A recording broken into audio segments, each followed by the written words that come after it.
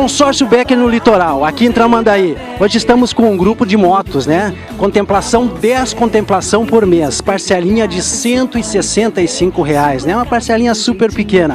Tu consegue isso só no Consórcio Becker, né? 10 contemplação por mês e uma por sorteio. Venha logo, pare de andar de ônibus, né?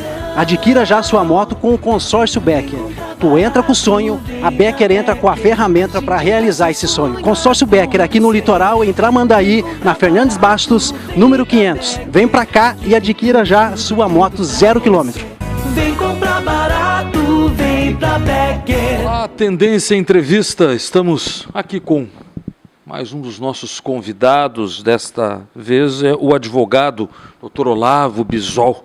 Dr. Olavo, pessoa conhecida já aqui na nossa cidade, e vai nos explicar hoje sobre questões de dúvidas sobre aquisição de imóveis, mercado imobiliário, essas coisas. Doutor Olavo, prazer recebê-lo. Prazer falar com os teus telespectadores, ao site Tendência. E a gente está aqui hoje para poder contribuir um pouco aí para o direito imobiliário, especificamente sobre as matérias da nossa região. O senhor sabe, doutor Olavo, que tem muitas dúvidas aí do pessoal, é que comprar um imóvel, às vezes o sonho vira um enorme pesadelo. Eu já vi gente que comprou imóvel para casar, o cara casou, nasceram os filhos, o filho fez 5 anos, 6 a 10 anos e o negócio fica na justiça e não consegue receber. É um grande... O senhor que é especialista da área, comprar-se um apartamento na planta, qual é os cuidados que se deve tomar? Tem uma série de cuidados que a gente diz que são cuidados jurídicos, mas nós, na condição de advogado, a gente sempre faz uma alerta também na questão pessoal e na questão financeira de cada um. É importante, a gente sempre diz, primeiro analisar um negócio no que diz respeito às suas condições financeiras, porque aquilo que se compromete num contrato, seja ele na questão das parcelas, ou na forma de atualização, ou nas formas de penalização pelo descumprimento, reflete diretamente no mundo jurídico. Então a gente sempre orienta aquelas pessoas que têm o interesse em comprar um imóvel na planta, primeiro, avaliar quais as condições de pagamento, qual o valor da parcela, qual a correção que a parcela vai gerar, quais são as penalidades em caso de desistência, porque a gente tem sempre que analisar o risco do negócio, que eu digo que é a condição financeira da pessoa que está comprando, porque o desemprego, família pode ter alguma situação de alguém adoentado, onde os gastos são gastos momentâneos e que acabam sendo prioridades em razão de algum investimento que está sendo feito. Então a gente sempre orienta a questão financeira para que não haja um problema futuro no que diz respeito a alguma aplicação de multa. E aí, claro, passada essa análise financeira, tem que se analisar também para que estou comprando o imóvel. Se ele é de cunho de investimento ou se ele é mesmo para uma moradia. Por quê? Porque se for para moradia, é outra análise que tem que ser feita pelo consumidor. Porque a gente tem sempre que trabalhar com a possibilidade de haver um atraso, ainda que o reflexo do atraso possa haver uma penalização para a construtora. Mas a pessoa que está comprando, e se tem essa perspectiva de morar lá, ela também tem que trabalhar dentro do seu planejamento financeiro a possibilidade de não cumprimento desse contrato que diz respeito a um atraso. Bom, é para investimento, é outra análise que tem que ser feita. Aí eu digo que, na condição da pessoa investidora, é analisar o mercado e saber se, ao final de pagamento dessas parcelas, naquela região onde está se comprando um imóvel, se tornará atrativo aquele imóvel. Porque, sabidamente, o imóvel ele se valoriza com o tempo. Esses investimentos que é comprado na planta, normalmente o que se paga comprado na planta se tem uma valorização importante. Então essa análise também precisa ser feita pelo consumidor. Estou comprando para moradia ou para investimento? E aí, a partir dessa passada financeira, vamos dizer assim, se vai para o aspecto jurídico da coisa. Eu sempre tenho dito que a primeira análise jurídica que a gente deve fazer, utilizar o velho Google, que a gente chama, né, para saber as condições, a respeitabilidade, a condição financeira, o know-how que a empresa, a construtora, está fazendo, se ela tem esse know-how e essa garantia de entrega do imóvel. E aí a internet, as relações advogado, contador, enfim, uma série de profissionais podem auxiliar nesse processo de saber se a garantia do negócio, se essa construtora que está ofertando também é uma construtora com capacidade de entregar aquilo que está ofertando. Nada é infalível, né? Mas quantas construtoras por aí tinham tudo isso? O senhor lembra do caso da Encol, a Edel, todas elas tiveram problemas no passado, né? Tem gente, amigos compraram imóveis lá, os advogados fizeram tudo que estava ao alcance da lei. Tem gente que agora parece que começa a receber porque conseguiram arrestar alguns bens que tinham de alguns sócios para vender e para fazer com que se ressarcisse as pessoas. Quando a pessoa chega ali é só um terreno, aí eu vou lá e assino o contrato. Mas eu assinei, eu vou ali assinar o contrato, eu sei ler, eu leio o contrato, eu assino o contrato. Não, né? Interessante seria consultar um advogado primeiro, levar aquela cópia para o cara ler, só, olha, lê para mim aí, para dar essa interpretação jurídica que o senhor fala aí, né?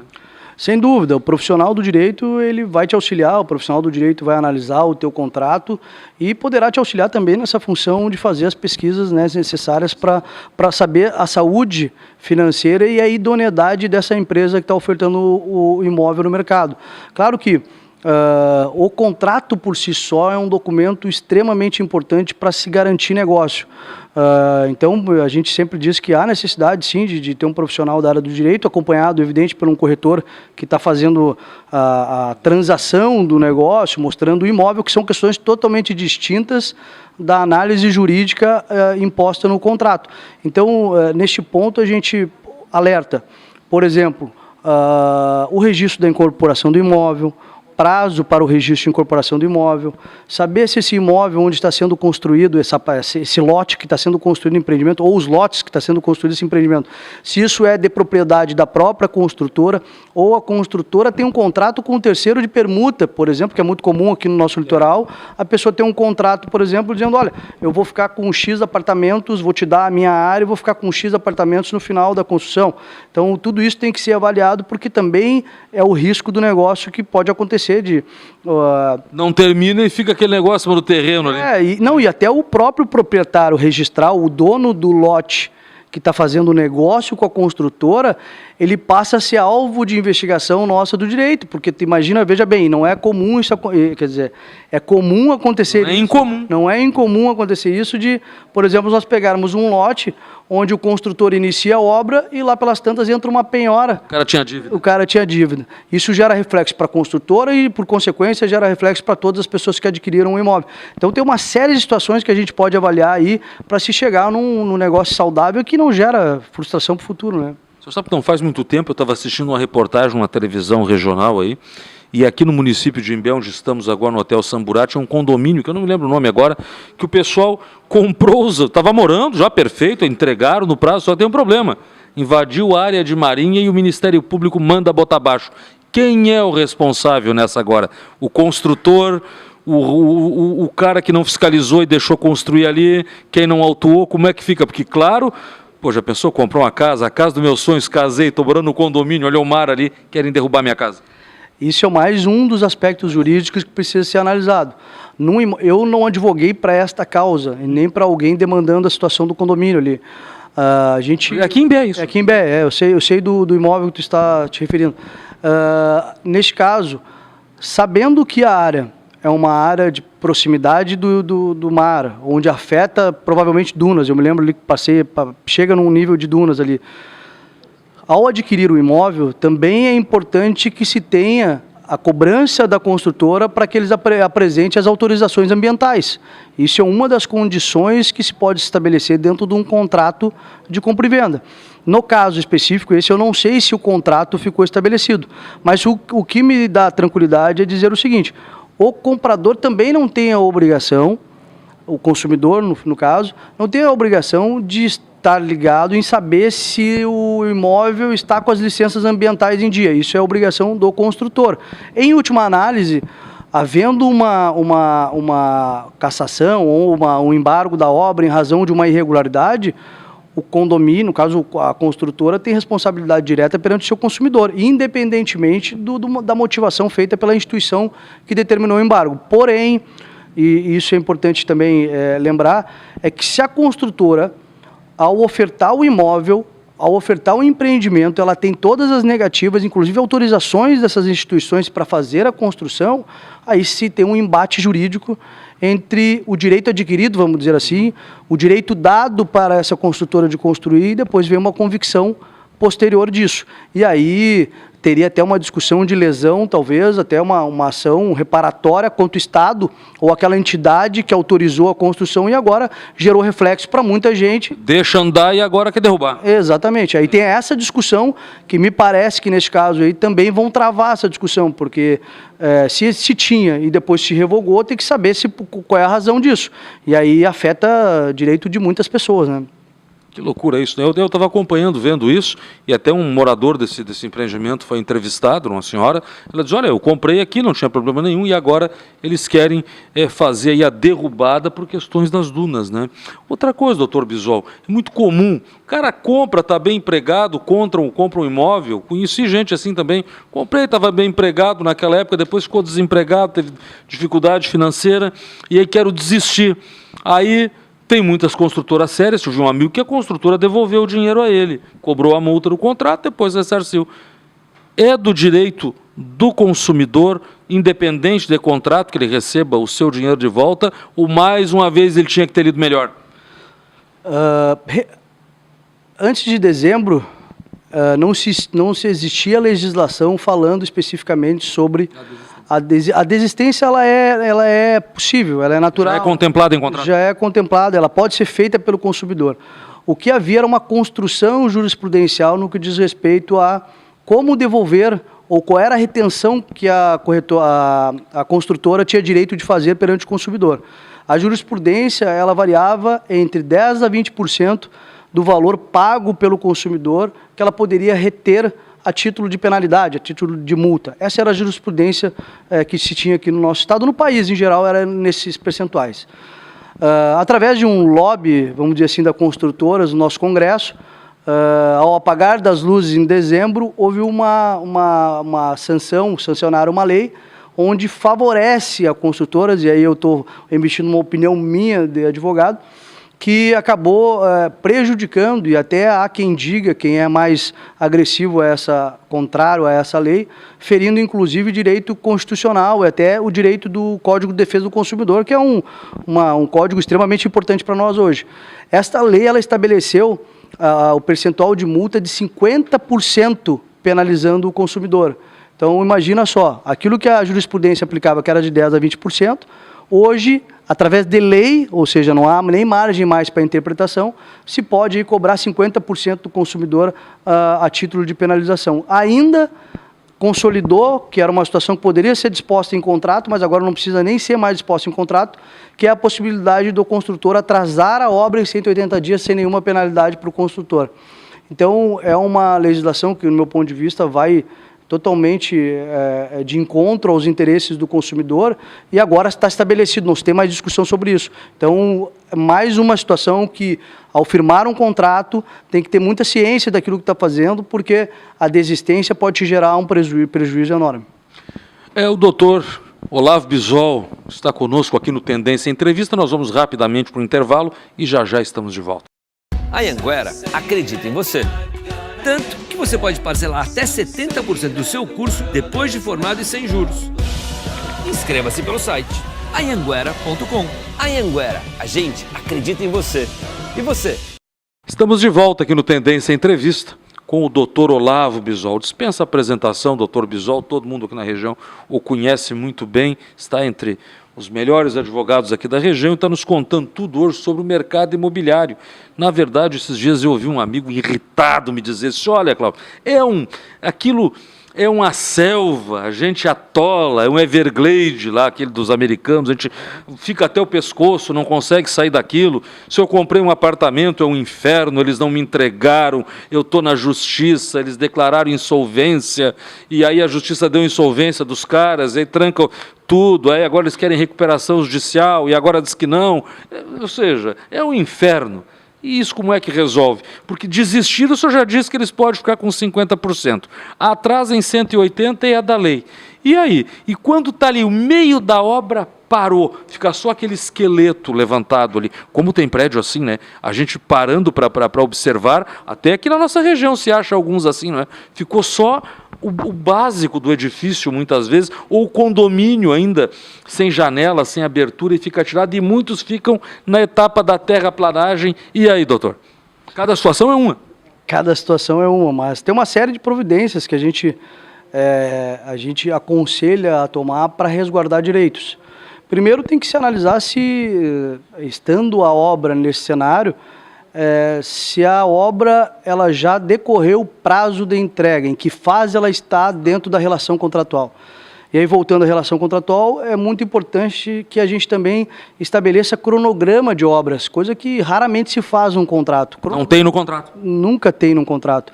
Cronograma de obras, por exemplo, tem 3, 4, 5 pavimentos ou 10 andares, tal mês de tal ano terá que estar concluída X pavimentos, enfim. Isso dá uma ideia do consumidor o quanto está evoluindo e o quanto o cronograma está atrasado ou não. Porque se chega numa situação onde não tem, a obra está parada e não se tem o prazo final ainda de entrega, eu fico num limbo jurídico, vamos dizer assim, porque eu estou vendo que não será cumprido, mas ainda não há um descumprimento contratual, porque não decorreu o prazo, e eu estou pagando. As parcelas estão vindo para pagar. Nós do escritório já pegamos casos assim, e o aconselhamento que a gente faz primeiro notifica a construtora, dizendo, olha, estou vendo que o problema está estabelecido, vocês não me provocaram formalmente ainda a razão que está parado, mas eu estou provocando vocês que o risco do negócio está me deixando numa instabilidade e eu não pagarei mais vocês diretamente. Eu entro com uma ação judicial, deposito em juízo, e aí isso faz com que eu comprove para o juiz a minha boa-fé e também eu diga para a construtora que eu não estou fazendo nenhum descumprimento contratual. E ela que demonstra a boa-fé dela. Ela que demonstra a boa-fé dela. Ali é uma ação que demonstra a nossa boa-fé, mas é preparatória para uma eventual ação que eu vou ter que demandar se eventualmente não cumprir, que seria, de fato, aí a rescisão integral do contrato e o ressarcimento dos valores que foram pagos, né? Tem, assim, reflexos que a gente já fez quando a situação é muito grave, até de fazer a comunicação ao Ministério Público para apurar eventual prática de crime pelos sócios da empresa no que diz respeito no interesse de lesar pessoas. Porque também tem muita construtora que eles começam a entrar num círculo vicioso que eles constroem para pagar para construir uma obra pagar outra. Exatamente, e isso uma hora vai... Uma hora tranca uma, não paga mais ninguém. Exatamente. Então, quando tu consegue visualizar isso, e tu vê que o empreendimento está sendo noticiado, eles iniciam para poder pagar o outro, isso dá para se caracterizar assim fraude e até mesmo crime por estelionato, e aí sim, em decorrência disso, a seara civil ela se mantém no que diz respeito à rescisão, ressarcimento, dano moral, enfim, tudo que puder discutir num contrato, mas também aí a coisa fica mais preocupante quando tu vai para a esfera penal e atinge os sócios da empresa. Comprou um apartamento, uma casa, qualquer coisa, um imóvel, está feliz da vida, está tudo certo, está pagando direitinho, morreu, entrou no inventário e ainda está pagando. E aí? Como é que fica isso? Eu já sei de gente que se enrolou com isso barbaramente, que morreu o pai, já era o segundo casamento, os filhos acionaram a viúva, mas o imóvel não estava pago, mas eles alegavam que o que tinha pago já era dinheiro, que eles queriam passar o imóvel e dividir o dinheiro lá atrás, e aí? Cada caso é um caso, mas se existe um imóvel adquirido, parcelado e não pago integralmente, o inventariante, o inventário, ou seja, a sucessão, o espólio, os bens, o valor deixado pelo falecido, há que se empregar para continuar mantendo a relação contratual. Ou os herdeiros, entendendo que não tem capacidade financeira de manter aquele contrato, buscar, através do inventariante... A transferência. Não, a transferência só se dará com o pagamento integral. Para passar aquela dívida para frente entre acordo deles. Ou eles fazem um acordo entre eles para pagar a dívida, ou até mesmo o inventariante, em consenso com os demais herdeiros, busca a empresa, dependendo do estado que está o contrato, até para estancar isso e fazer uma devolução ou ressarcimento de valores, talvez discutir a multa para não pagar essa multa de forma integral, dá para se fazer isso também. O que normalmente a gente vê, o falecido que comprou um imóvel dessa natureza, normalmente é um investidor, que talvez tenha uma saúde financeira ou alguma liquidez financeira, vamos dizer assim, em que, ao entrar com o inventário, se pede desde já, por exemplo, a liberação de um dinheiro que tem depositado numa conta bancária, para que aquilo seja despendido para pagar o financiamento lá, ou as parcelas do imóvel, para que esse imóvel, quando resolvido, venha para dentro do inventário e aí sim ele possa ser dividido pelos herdeiros. Mas, claro, não é uma fórmula... fácil e simples, cada caso é um caso. Cada caso é um caso, e eu sempre digo que no direito, ainda mais agora que a gente tem trazido muito para o nosso direito brasileiro a questão da conciliação, para tudo a gente tenta ampliar a discussão fora do debate talvez jurídico, que às vezes a conversa faz um acordo informal. E o consenso entre os herdeiros é mais fácil, mais rápido para todo mundo, né? Morre a dívida em certos financiamentos ou não existe mais isso? Houve uma época que tinha, né? Eu lembro que financiamentos feitos pela Caixa, o cara morreu, acabava o financiamento, é assim? Depende do contrato. Depende do contrato. Ainda tem isso? Ainda tem isso. A própria Caixa Econômica Federal, nesses financiamentos Minha Casa Minha Vida, onde é um subsídio do governo federal, eles fazem o contrato e eles já vêm com um seguro. Tá? O seguro também vem, por vezes, a contemplação da dívida, ou seja, o pagamento integral da dívida. Mas para que haja contemplação, tu precisa estar inserido no rol daquelas situações e requisitos que o próprio contrato diz, né? Por exemplo, eu peguei casos em que dizia que se tivesse uma descoberta de uma doença crônica após a assinatura de um contrato, tu poderia ser contemplado em X períodos de parcelas, tu ficaria isento de pagar até tu poder te retomar, enfim, e te organizar. Então, depende de cada contrato, mas normalmente a questão do seguro é importante para as construtoras e para o banco, quando é uma situação de uma instituição financeira, porque eles garantem também a inadimplência. Eventualmente, se não pagar, tem um seguro que vai contemplar. Então, é uma garantia para o banco de que aquilo ali não vai ficar uma situação de débito para o banco e não ter solução, né? Quando cabe, doutor Olavo, por exemplo, fica o imóvel parado muito tempo, já ninguém mais reclama ele, família não vem, abandonou, o cara foi lá, morou, quantos anos configura uso capião? Isso aqui no litoral tem gerado muitas discussões, né? Tem herdeiros que não vêm mais quando os pais falecem, ou não é? Ah, mas e a casa da praia? Não, está fechada, está nada, o cara foi lá, pagou o imposto e está fazendo uso capião.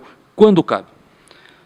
Aqui na nossa região é bastante comum, nosso escritório faz muitas ações dessa natureza, e é sempre bom, assim, tirar do imaginário das pessoas que a ação de uso capião, ela é uma ação... Barbada? Não é que seja barbada, mas muitas vezes a ação, ela contempla a pessoa, mas as pessoas se constrangem achando que estão roubando algo de alguém através da ação de uso capião.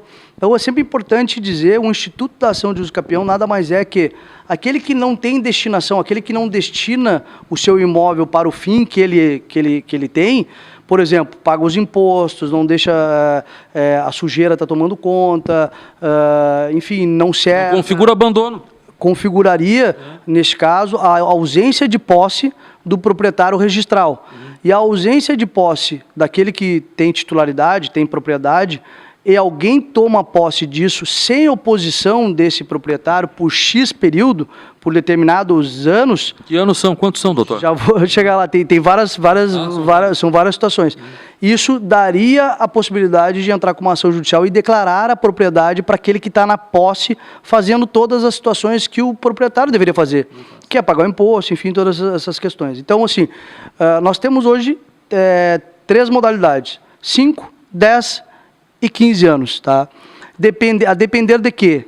A depender de metragem, por exemplo, imóvel que até 250 metros quadrados, tu tendo 5 anos comprovados de posse mansa e pacífica, tu tem direito a entrar com uma ação de uso capião para declarar a propriedade do teu nome. Claro que aqui na nossa região, a maioria, os lotes são 300 metros quadrados, o que não se encaixaria. 10 anos tu poderia, desde que tu tenha justo título. O que significa justo título?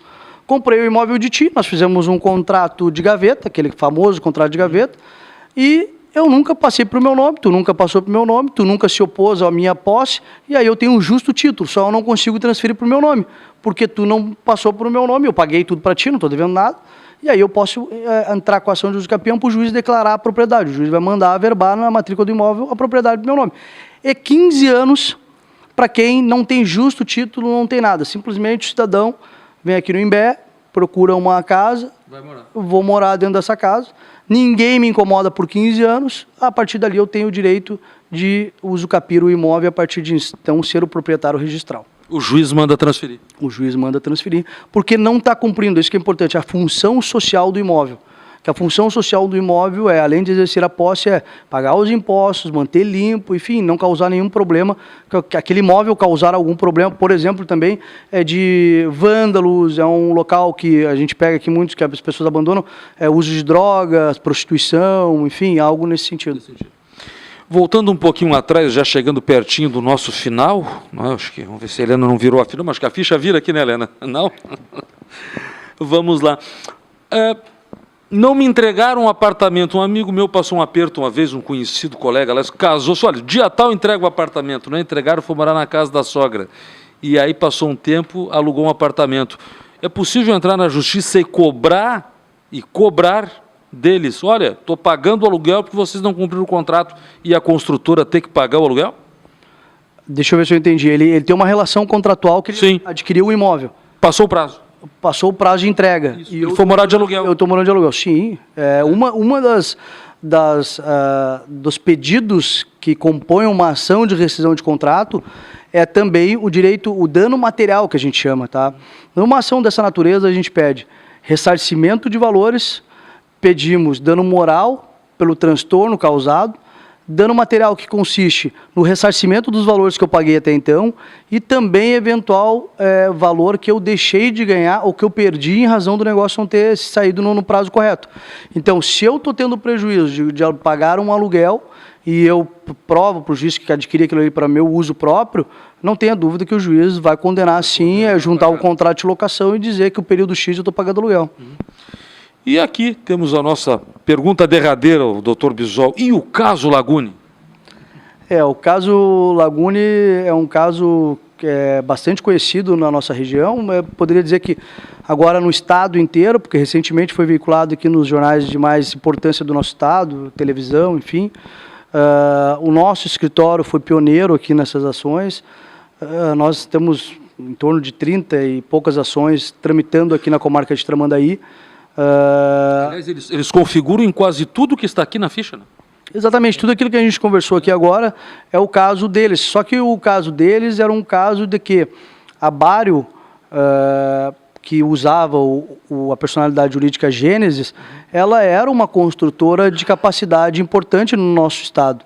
Era uma construtora que já tinha o know-how de ter feito vários condomínios aqui e se tinha ainda a credibilidade. O que não se tinha Ninguém imaginava. Ninguém imaginava. O que não se tinha conhecimento eram os consumidores de que eles já estavam naquele círculo vicioso que eu falei.